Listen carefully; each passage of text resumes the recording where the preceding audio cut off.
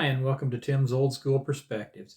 Today, of course, we'll be talking more about the election, what went on today in Trump land, and to see how things are going. We're going to be talking about Nevada, we're going to be talking about Wisconsin, and of course, Georgia, which is right now the big story. But we will start with Nevada, where Clark County has thrown out 153,000 votes in their local election. Now, of course, the president was on this ballot, and something very mysterious is going on here because it seems like even though they're going to throw out these 153 ballots because they're not good enough to elect their dog catcher, they seem to be good enough, I guess, to elect the leader of the free world. So I find that to be very strange.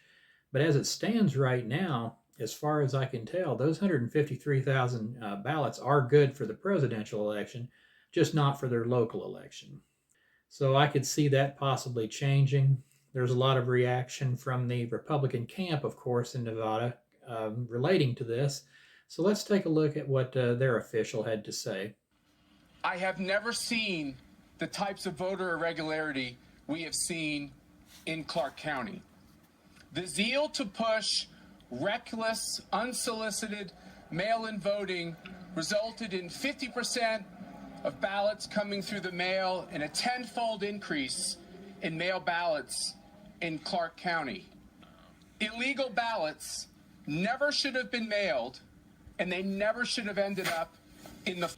This happened with a reckless change in Nevada election rules right before the general election, which reduced the democratic norms of meaningful observation by the... All right, so there you have it.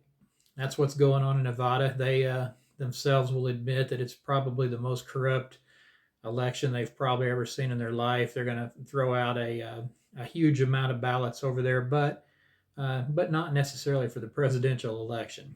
It just seems hilarious to me. All right, so down in Georgia, there is all kinds of stuff going on down there. But first of all, let's take a look at this clip talking about some very unusual votes. And Georgia's hand count is ongoing with lots to talk about. And in sworn testimony, she said that unlike the other ballots that had already been handled, they had been written on by people, and the edges were worn, this batch was pristine.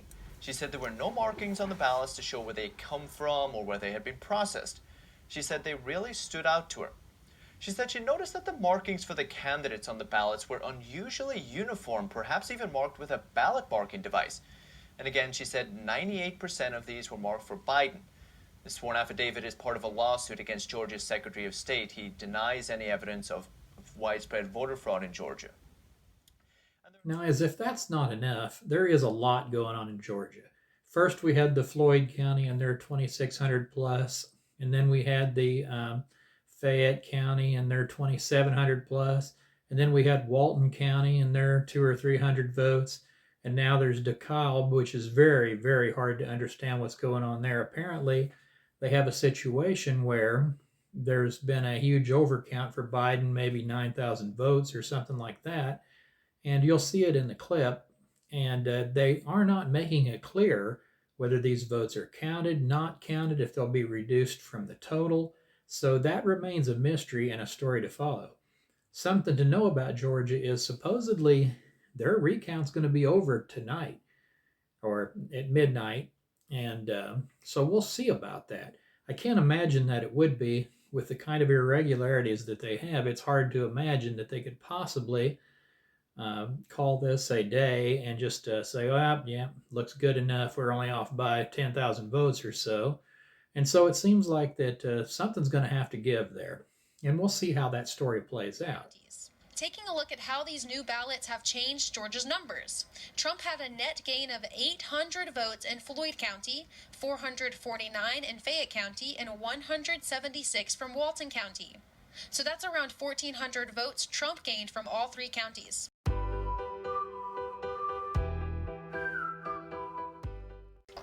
On election night, we counted the 4 memory cards. Forgot that we had an additional memory card. Georgia's GOP chairman revealed this morning that a poll monitor in DeKalb County found a vote error which mistakenly gave Biden 9,626 votes that weren't actually there. One batch was labeled as 10,707 votes for Biden and 13 for Trump, but it was supposed to be labeled 1,081 for Biden and 13 for Trump. Now, in the last big story of today was the Wisconsin recount. Looks like President Trump's only going to have a recount in 2 or 3 counties, for sure Milwaukee County and one of its surrounding counties. And the reason being is that there's all kinds of discrepancies. For one, the huge vote dump that it's very clear now that happened. There was the middle of the night, between 3 and 4 a.m., all of a sudden a huge mother load of votes came in for Biden when nothing at all came in for Trump. And it just looks like it can't possibly be.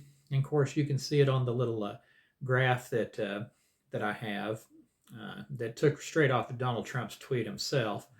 And so that's very interesting. Exactly right. So we filed this petition in Wisconsin for a recount in 2 counties. It's exactly as you described it. One of those counts says in the state of Wisconsin, if you are indefinitely confined, you can cast an absentee ballot without showing voter ID. Last election, 72,000 people did that. This election, 240,000 people did that, presumably using COVID and fears of COVID as an excuse. So it was a way to circumvent voter ID. But at the very top of your question, you hit a key point, Sean. We filed this the recount petition, and in it, we allege that we need to see the absentee voter applications because it's an important aspect of Wisconsin law, and they weren't doing these applications. They were just giving people ballots. And as we speak right now, you have the election board trying to change the way the recount laws work to make sure that we're not able to count those applications for absentee ballots because they see just how strong this petition is. We'll see how they vote. It will probably come down during your program. All right. So that's Wisconsin. So Pennsylvania, there's all kinds of irregularities that continue to come out of that place. Votes are missing all over the place. Republicans have been called that voted, but their vote never got counted.